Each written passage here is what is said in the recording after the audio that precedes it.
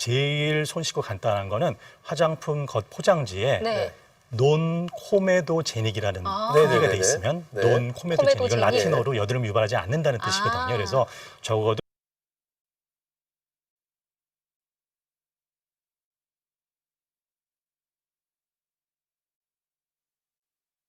그리고 심하게 여드름이 나는 분들도 있지만 조그만 흔히 우리가 뽀로지라고 부르는 것들이 네. 사실은 작은 형태의 여드름이거든요. 네. 그런 여드름들이 뭐 생리하기 전이라든지 피곤할 때라든지 이렇게 몇 개씩 들락날락한다. 그러면 내 피부는 지성이구나라고 생각하는 게 맞을 것 같고요.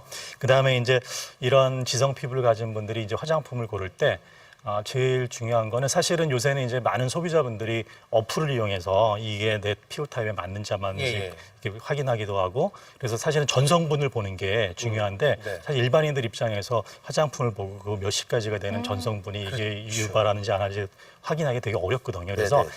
제일 손쉽고 간단한 거는 화장품 겉 포장지에 네. 논 코메도제닉이라는 네네네네. 표기가 돼 있으면 네. 논 코메도제닉, 이건 코메도제닉. 라틴어로 여드름 유발하지 않는다는 뜻이거든요. 아. 그래서 적어도 이 제품은 여드름을 유발하는 성분이 안 들어있다. 이제 그렇게 이제 생각을 하면 되겠습니다. 그리고 네. 화장품을 이제 보통 고를 때 네. 많은 분들이 뭔가 피부에 트러블이 나면 고가의 명품 화장품을 쓰면 내 피부가 좋아지지 않을까 네. 이런 쓰면. 오해를 하는데 네. 사실 그렇진 않아요. 오. 왜냐하면 굉장히 고가의 명품 브랜드인데 그게 하필이면 내 피부 타입과 반대인 건성 피부용 제품이다 그러면 오히려 비싼 돈을 들여서 내 피부에 돈 더 낭비. 여드름을 유발할 수가 있겠죠. 그래서 네. 사실은 중저가 제품이더라도 네. 오히려 내 피부 타입에 맞는 제품을 고르는 것이 더 현명한 화장품을 고르는 방법이라고 볼 수가 있겠습니다. 야, 이제 브랜드보다는 이제 피부에 맞는 네. 것을 찾아야 된다는 거니까 그 왜 저 혈액형도 피를 뽑아서 검사를 해봐야 알잖아요. 네. 똑같이 내 피부도 피부과에 한 번 정도 방문하셔서 체크를 받으면 어, 그다음부터는 정확한 내가 타입, 어떤 네. 타입인지 아니까 참 좋은 것 같아요. 근데 이제 저 같은 경우에 뭐 인생을 살다 보니까 이제 스트레스를 좀 받고 스트레스, 또 사람 네. 만나다 보니까 이제 술자리도 좀 있고 하다 보면 여드름이 조금 더 날 때가 있어요. 음식 때문에 그런지. 그 스트레스하고 식습관도 여드름하고 관련이 있겠죠? 있습니다. 보통 흔히들 이제 스트레스가 만병의 근원이다라는 표현을 많이 쓰는데 예, 예. 이 여드름도 아주 직접적으로 여드름 스트레스도 여드름의 원인이 되는 게 과학적으로 굉장히 잘 규명이 되어 있는데요. 네네. 우리가 이제 정신적인 또는 육체적인 스트레스를 많이 받다 보면 이 스트레스를 해소하려는 코르티솔이라는 부신피질 호르몬이 분비가 되는데 네. 이 코르티솔이 여드름의 원인이 되는 남성 호르몬의 분비를 증가시킵니다. 그래서 그러다 보니까 피부에서 이제 피지도 많아지고 각질이 두꺼워지는 이상각화증이 발생하기 때문에 네네네. 이런 정신적인 또 육체적인 스트레스를 받게 되면 여드름이 증가하게 되죠. 그래서 우리 학생들 같으면 이제 시험 기간에 네네. 그다음에 어른들 같으면 뭐 전날 야근을 했다든지 네네. 아니면 좀 밤늦게까지 회식을 했다든지 그래서 다음 날 좀 여드름이 심해지는 것을 느낄 수가 있겠죠. 예. 그다음에 이제 음식과 여드름도 이제 서로 연관이 있는 음식들이 있는데요. 네네네. 물론 모든 음식이 다 작용하는 건 아니고요. 지금 대표적으로 화면에 이제, 나오네요. 예, 네. 이제 당 지수가 높은 음식이라 그래갖고 이거는 뭐냐면 먹었을 때 혈당을 급격히 높여주는 음식들이 있습니다. 대표적으로 이제 초콜릿, 초코 케이크, 사탕, 탄산음료가 이제 해당이 되고요. 네. 두 번째로 우유와 유제품이 되겠는데 네. 이제 유제품 중에서는 뭐 치즈라든지 크림치즈, 아이스크림 같은 네. 게 있는데 이거는 우유 안에 그 남성 호르몬인 안드로젠하고 IGF-1이라는 호르몬이 이제 여드름을 유발하는 것으로 알려져 있고요. 네. 그다음에 이제 아미노산 중에 류이신, 아이소류이신, 발린이라는 아미노산이 있는데 이것이 풍부한 음식들이 있습니다. 대표적으로 이제 스테이크 같은 육류고요. 그다음에 이제 요즘 여름철 되면 이제 몸짱 되기 위해서 이제 몸을 열심히 만드는 분들이 많잖아요. 단백질 먹죠. 예, 그렇죠. 그런 네. 분들이 단백질 보충제를 하필이면 우유에 타서 만드시는데 이 대부분의 단백질 보충제 안에 이런 류신, 아이소류신, 발린 같은 아미노산들이 굉장히 풍부하게 많이 들었거든요. 예. 그래서 여드름을 유발할 수 있는 아미노산을 그것도 우유에 타서 막 섭취를 하니까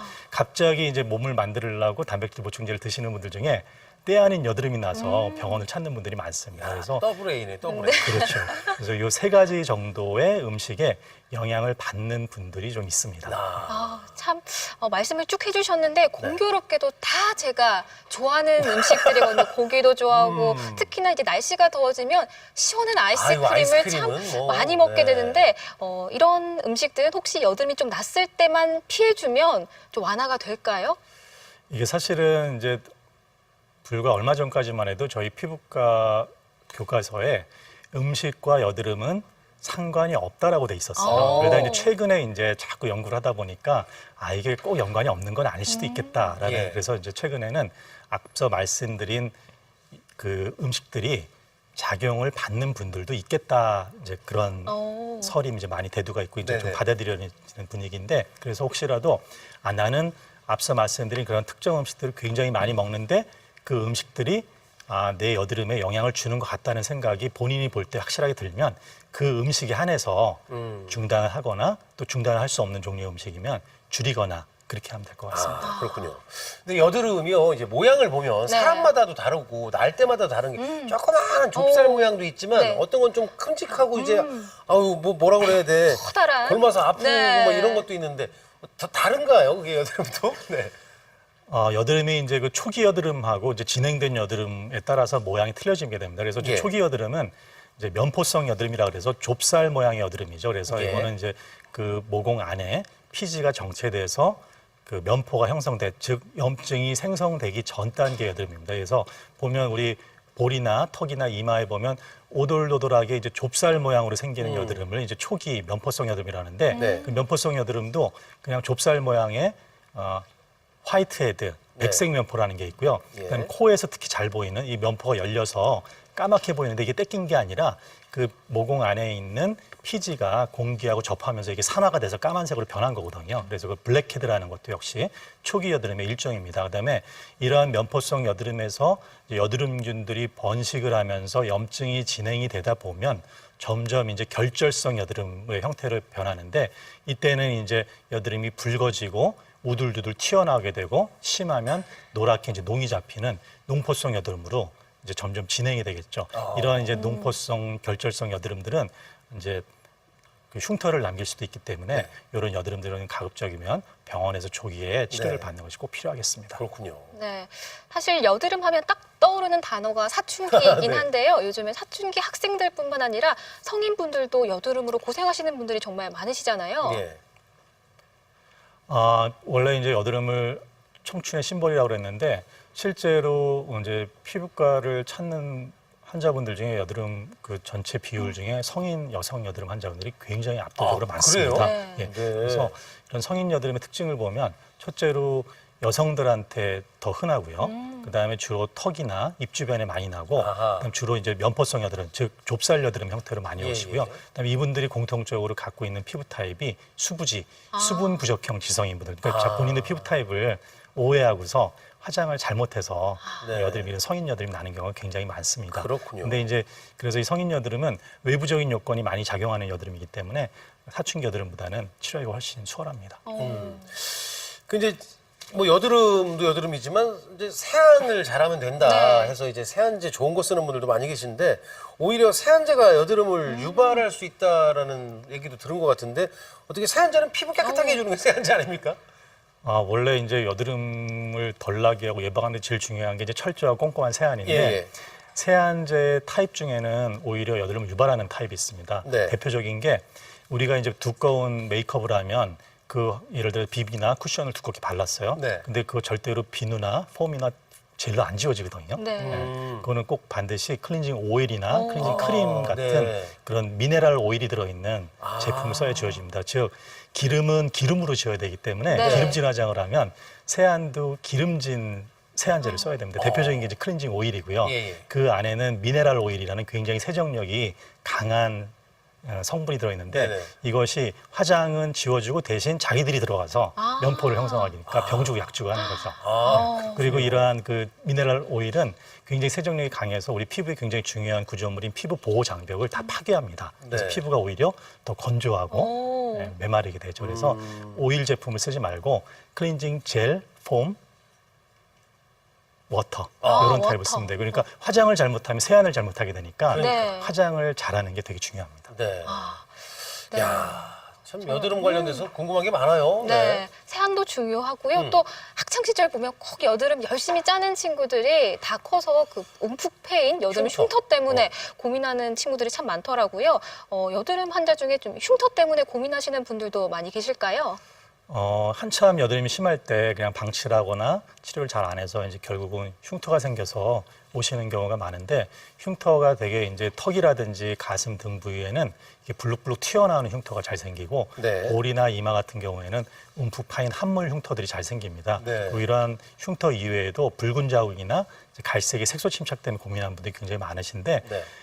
이러한 흉터들이 결국은 환자분들한테 굉장히 큰 스트레스가 되고, 심하면 대인기피증도 유발할 수 있고 우울증도 유발할 수 있고, 그래서 어떻게 보면 굉장히 삶의 질을 좀 떨어뜨리거든요. 그래서 이런 여드름 흉터가 생기기 전에 조기에 미리미리 치료를 하는 것이 좋지 않을까 싶습니다.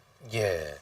이 예방보다 훌륭한 치료법은 없다고 그랬는데 네. 피부과에서 여드름 치료는 어떤 방법을 좀 쓰시는지요? 보통 이제 개인마다 다 모든 사람들한테 똑같은 치료를 하는 것은 아니고, 그 피부 상태에 따라, 여드름 상태에 따라서 이제 피부과 선생님들이 보고 이제 진단을 하고 처방을 하는데, 대개는 약물 치료, 그다음에 이제 병원에서 물리적인 치료가 있습니다. 그래서 약물 치료에는 피부 분비를 줄여주는 먹는 약, 그다음에 여드름균을 억제해주는 먹는 약, 그다음에 바르는 약은 주로 이제 심하지 않거나 여드름을 예방하는 차원에서 바르는 약을 또 바를 수가 있고요.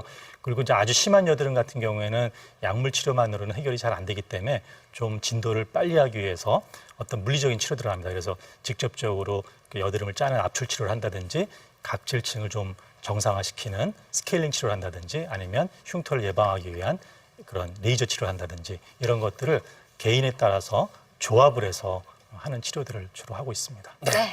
자, 오늘 뭐 피부 관련돼서 특히 여드름 궁금하신 점들 많이 풀어졌을 거라고 생각이 됩니다. 네. 건강톡톡 오늘은 여름철 더 심해지기 쉬운 여드름에 대해서 자세하게 알아봤고요. 다음 시간에는 위장관 질환과 내시경에 대해서 알아봅니다. 궁금하신 분들은 게시판에 또 사연 올려주시죠. 네, 지금까지 김경훈 피부과 전문의와 함께했습니다. 도움 말씀 고맙습니다. 고맙습니다. 감사합니다.